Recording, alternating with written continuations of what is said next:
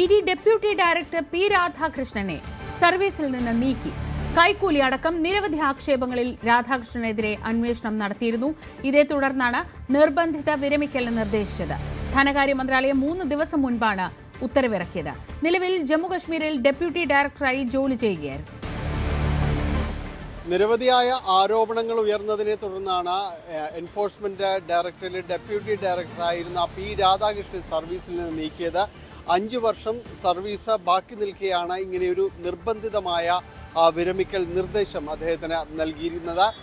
ഇത് കഴിഞ്ഞ ദിവസമാണ് ഇത് സംബന്ധിയായ ഔദ്യോഗികമായ വാർത്താക്കുറിപ്പ് അടക്കം ഉണ്ടാകുന്നത്. ഏതായാലും ഇക്കാര്യങ്ങളിൽ ഇ.ഡി.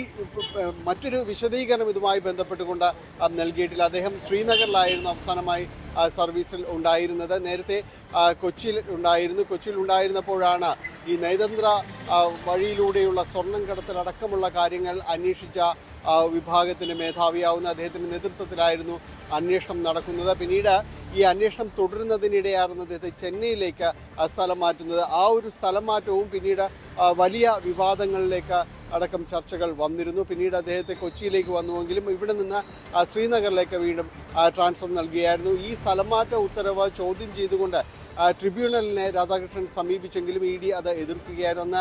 ഈ ട്രിബ്യൂണലടക്കം പറഞ്ഞിരുന്നത് ഈ സ്ഥലം മാറ്റ ഉത്തരവ് പല ആക്ഷേപങ്ങളും തനിക്കെതിരെ ആക്ഷേപങ്ങൾ ഉണ്ടായിട്ടില്ല, മറ്റ് പലർക്കെതിരെയും ആക്ഷേപങ്ങൾ ഉണ്ടാകുന്നു. പക്ഷേ തനിക്കെതിരെ നടപടികൾ ഈ രീതിയിൽ ഈ സ്ഥലമാറ്റ ഉത്തരവ് എന്നത് ആ രീതിയിലൊരു നടപടിയായി വ്യാഖ്യാനിക്കപ്പെടുന്നു എന്നത് അടക്കമുള്ള കാര്യങ്ങൾ അദ്ദേഹം ട്രിബ്യൂണലിൽ പറഞ്ഞിരുന്നു. ഈ വാദത്തെയും ഇ.ഡി. അന്ന് എതിർത്തിരുന്നു.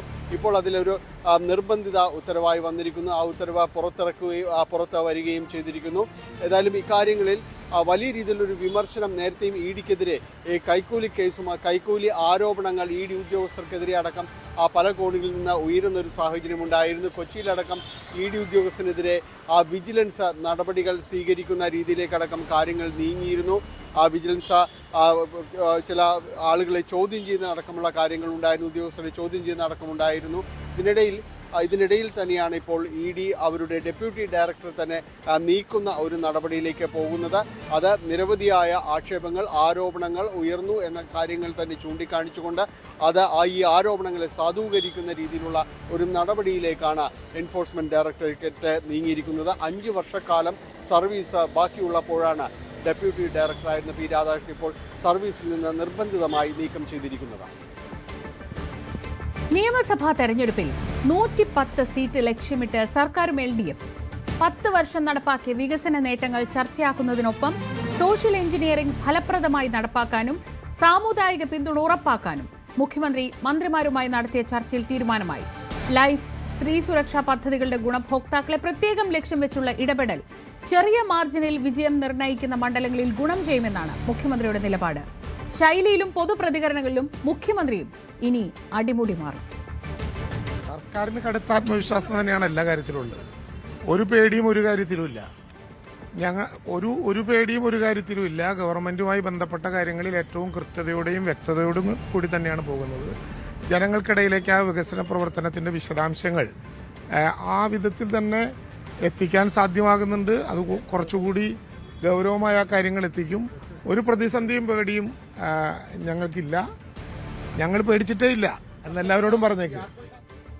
തദ്ദേശ തെരഞ്ഞെടുപ്പിന്റെ തിരിച്ചടി മറികടന്ന് അത് മറന്ന് ആത്മവിശ്വാസത്തോടെ മുന്നോട്ട് പോകാനുള്ള നീക്കങ്ങളാണ് CPM-ഉം ഇടതുമുന്നണിയും നടത്തുന്നത്. മുഖ്യമന്ത്രി പിണറായി വിജയൻ ഇന്നലെ വിളിച്ചു ചേർത്ത മന്ത്രിമാരുടെ 3.5 മണിക്കൂർ നീണ്ട യോഗത്തിൽ അത്തരം ചർച്ചകളാണ് നടന്നത്. എങ്ങനെ നിയമസഭാ തെരഞ്ഞെടുപ്പിൽ വിജയമുറപ്പിക്കാം, 100 മുതൽ 110 സീറ്റുകൾ ലക്ഷ്യമിട്ട് മുന്നോട്ട് പോകാനാണ് മുഖ്യമന്ത്രി മന്ത്രിമാർക്ക് നൽകിയ നിർദ്ദേശം. തദ്ദേശ തെരഞ്ഞെടുപ്പിൽ അത്രയ്ക്ക് ഭരണവിരുദ്ധ വികാരമൊന്നും ഉണ്ടായിട്ടില്ല. ചില പ്രാദേശിക പ്രശ്നങ്ങൾ, സർക്കാരിനെതിരെ ചില അതൃപ്തി, അത് മാത്രമാണ് നേരിളിച്ചത്. അത് മറികടക്കാൻ കഴിയുമെന്ന് മുഖ്യമന്ത്രി വ്യക്തമാക്കി. വികസനവും അതുപോലെ രാഷ്ട്രീയവും തുല്യമായി പറഞ്ഞുകൊണ്ട് ജനങ്ങളെ അഭിമുഖീകരിക്കണം. അതായത് വികസനം തന്നെയാകും പ്രധാനപ്പെട്ട മുദ്രാവാക്യം. അതിനൊപ്പം ക്ഷേമ പ്രവർത്തനങ്ങളും ഉണ്ടാകും. രാഷ്ട്രീയ വിഷയങ്ങളും പറയണം. അവിടെ മതേതരത്വ നിലപാട് ഉയർത്തിപ്പിടിച്ച് വേണം മുന്നോട്ട് പോകേണ്ടത്. വലിയ കാര്യങ്ങൾ ഈ സർക്കാർ ചെയ്തിട്ടുണ്ട്. നിരവധി വികസന പ്രവർത്തനങ്ങളും ക്ഷേമ പ്രവർത്തനങ്ങളും നടത്തിയിട്ടുണ്ട്. പക്ഷേ അതൊന്നും ജനങ്ങളിലേക്ക് എത്തിയില്ല എന്നൊരു പൊതു വിലയിരുത്തൽ ഇടതുമുന്നണിക്കുണ്ട്. സർക്കാരും അങ്ങനെയാണ് പറയുന്നത്. അതായത് ചെയ്ത കാര്യങ്ങൾ ജനങ്ങളിലേക്ക് എത്തിക്കാൻ കഴിയാതെ പോയി. അതിന് കൃത്യമായ പ്രചാരണ പ്രവർത്തനങ്ങൾ, വിപുലമായ പ്രചാര പ്രവർത്തനങ്ങൾ വേണം. പാർട്ടികളും സർക്കാർ സംവിധാനങ്ങൾ ചെയ്തതിനപ്പുറത്തേക്ക് ഉള്ള പ്രചരണ പ്രവർത്തനങ്ങൾ, അത് എല്ലാ സാങ്കേതിക വിദ്യയും AI അടക്കമുള്ള സാങ്കേതിക വിദ്യ എല്ലാം ഉപയോഗിച്ചുകൊണ്ട് അത്തരം പ്രചരണ പ്രവർത്തനങ്ങൾ വേണം. മന്ത്രിമാർ കൃത്യമായി മണ്ഡലങ്ങളിലേക്ക് പോകണം. ജില്ലകളുടെ ചുമതലയുള്ള മന്ത്രിമാർ അവിടങ്ങളിലും കാര്യങ്ങൾ ഏകോപിപ്പിക്കണം. അങ്ങനെ മുന്നണിയും പാർട്ടിയും സർക്കാരും ഒരുമിച്ച് നിന്നാൽ 110 സീറ്റ് എന്ന സ്വപ്നത്തിലേക്ക് എത്താൻ കഴിയുമെന്ന് തന്നെയാണ് ഇടതുമുന്നണിയുടെ പ്രതീക്ഷ. വയനാട് ലക്ഷ്യ സമ്മിറ്റിൽ കോൺഗ്രസ് 100 സീറ്റ് പറയുമ്പോൾ അതും മറികടക്കുന്ന തരത്തിലുള്ള പ്രചരണത്തിനാണ് ഇടതുമുന്നണി തയ്യാറെടുക്കുന്നത്. തിരിച്ചടി ഉണ്ടായി എന്ന് പറഞ്ഞ് ഭയന്ന് നിൽക്കുകയല്ല. തിരിച്ചടി മറികടക്കാൻ, ചെറിയ തിരിച്ചടിയാണെങ്കിൽ പോലും മറികടക്കാനുള്ള ശക്തമായ പ്രവർത്തനം വേണമെന്ന നിർദ്ദേശമാണ് മുഖ്യമന്ത്രി ഇന്നലത്തെ യോഗത്തിൽ നൽകിയത്. അതിന്റെ അടിസ്ഥാനത്തിലാകും ഇടതുമുന്നണിയുടെ തുടർ പ്രവർത്തനങ്ങൾ. മതേതര നിലപാട് ഉയർത്തിപ്പിടിക്കുന്ന സമീപനങ്ങൾ ഉണ്ടാകും. BJPയുമായി ഡീലുണ്ടെന്ന ആരോപണങ്ങൾ മറികടക്കാൻ അത്തരത്തിൽ മതേതര വിഷയങ്ങൾ ഉയർത്തിക്കാട്ടിയാകും ഇടതുമുന്നണി നേതാക്കളും മന്ത്രിമാരുമൊക്കെ തെരഞ്ഞെടുപ്പ് സമയത്ത് ജനങ്ങളിലേക്ക് ഇറങ്ങുക. ഏതായാലും തുടർഭരണത്തിൽ തുടർച്ചയുണ്ടാകുമെന്ന പ്രതീക്ഷയോടെ തന്നെയാണ് ഈ ഘട്ടത്തിൽ ഇടതുമുന്നണി സർക്കാരും മുന്നോട്ട് പോകുന്നത്. കൂടുതൽ വാർത്തകൾക്ക് News 18 Keralam YouTube channel subscribe ചെയ്യുക.